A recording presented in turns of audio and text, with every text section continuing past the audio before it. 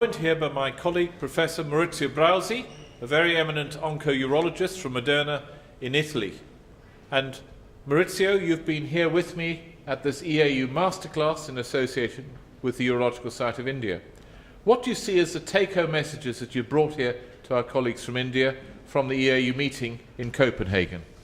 Thank you, Chris, for this question. Thank you for this nice opportunity. I think the most important message I tried to give in this meeting was first the genetic approach to prostate cancer diagnosis. I think it's a very new field that should be taken by the uro-oncologists here and developed in the future. The second message would be an attitude which in India is not so popular, which is active surveillance in patient low-risk prostate cancer. And we had a lot of discussion about this, and I think that during the EAU meeting this year in Copenhagen, this topic has been discussed and brought up very well. Then another very important issue I discussed, and I think is important, is the attitude in oncological field about oligometastatic prostate cancer, and with the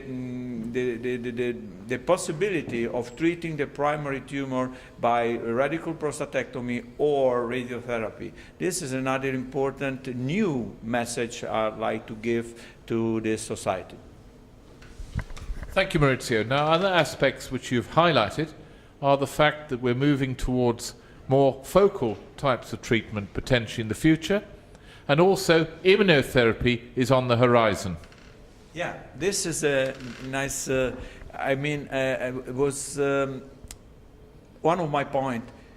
In the future, probably, we will have another attitude. Genetics will develop, and so every man possibly would have been a genetic testing, and after that, prostate cancer will be treated by focal therapy. Focal therapy is a technology who allowed to treat areas of the prostate, hemilobes or part of the prostate, leaving intact the neurovascular bundle, so preserving the quality of life. So I think that in the future, with the new technology, for instance, a very sophisticated MRI, we can treat patients in a conservative way.